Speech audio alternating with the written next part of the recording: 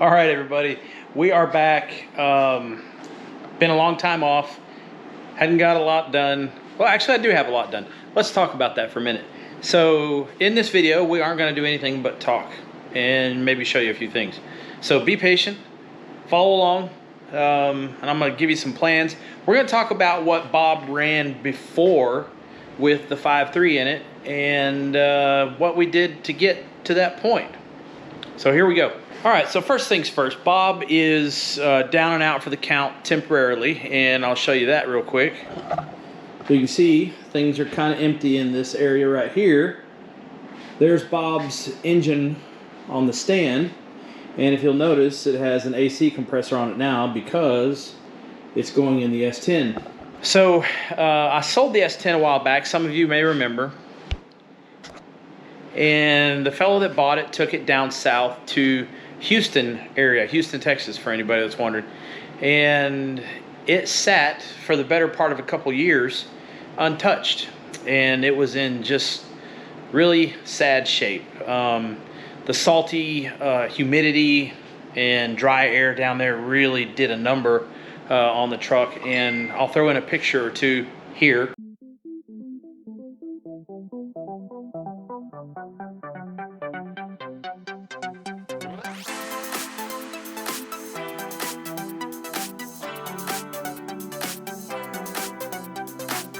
So you can get an idea of what it looked like. So let's talk about why the engine is out of Bob. A couple months ago, I was getting ready to pull Bob out of the garage, and when I started, it was ticking. It sounded like a header gasket was leaking, which is kind of uncharacteristic because this thing has steel header gaskets in it, and it really shouldn't be leaking at all, but it was. So I looked down, got a quick look at the oil pressure gauge, and saw that it was, 20 some odd pounds of oil pressure, and it wasn't even warmed up. So that's kind of odd for Bob. And I said, well, I'm gonna change the oil. So I pulled the oil filter apart, or I pulled the oil filter off of it first, cut it open, and it had a pinch or so of copper in it. And we all know that's not good.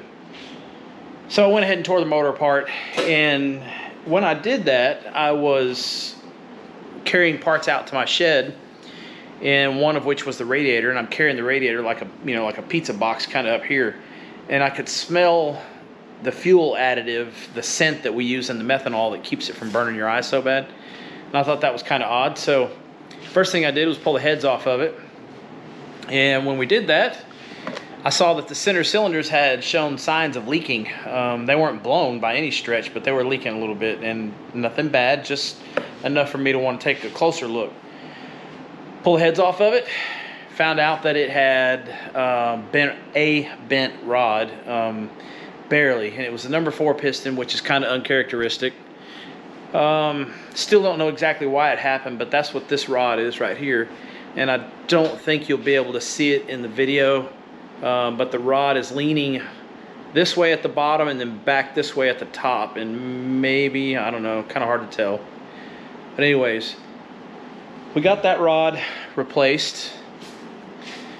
There was nothing at all wrong with it other than the bearings were a little bit beat up in it. You know what? Let's see if we can see that too.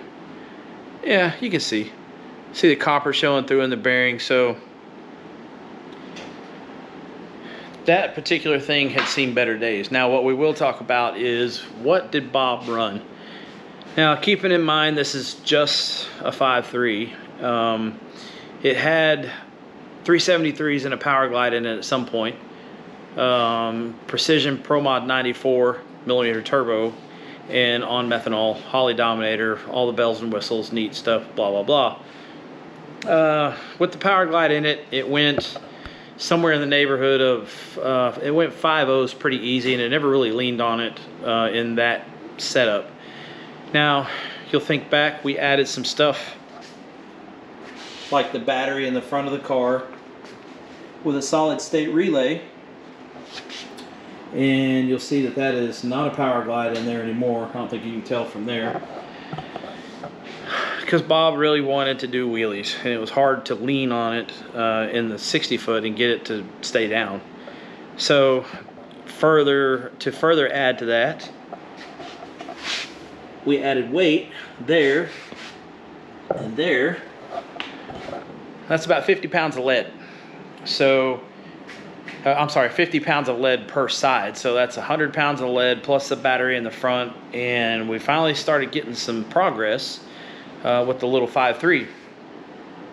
But I ended up switching to a Turbo 400 and a bolt-together PTC converter, which is what we were just looking at right there. And that turned out working pretty good. We started getting some progress, and Bob ended up going a best of 482 at 151 miles an hour in the 8th, and a best 60 foot of a 107.60. Went a whole bunch of 110s, 111s, 112s, and like I said, best of 107. So we were getting somewhere with it.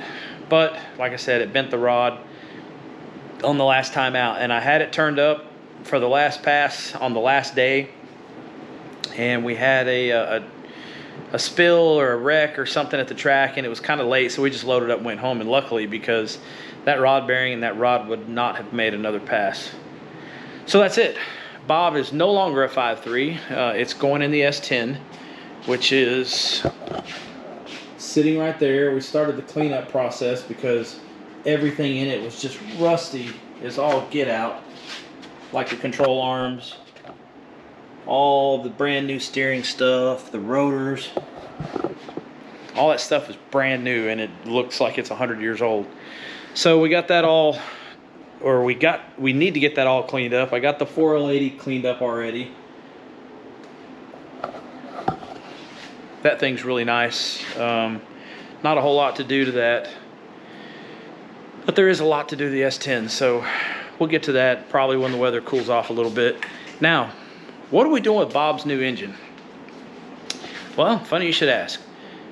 It is going to be an LS3 based 427 with a dart block, mast, 295 heads, and a bigger hydraulic roller with Johnson tie bar lifters.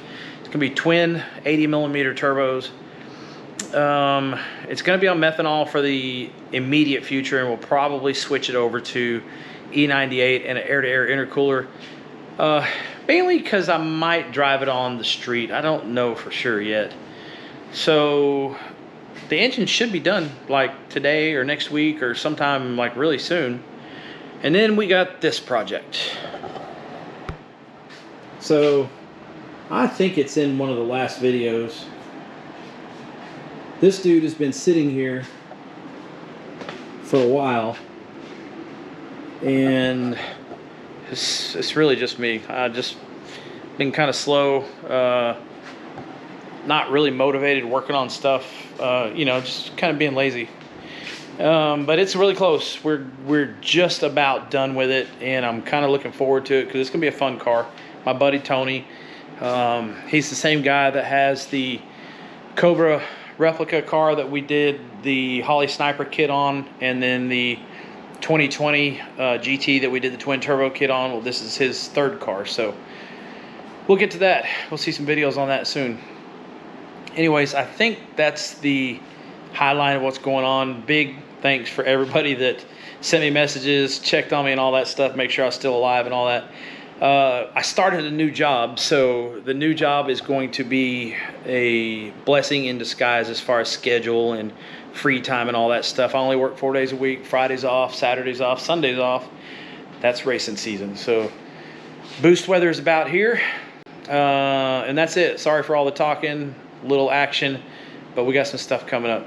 Thanks everybody for checking in. We'll see you in the next one.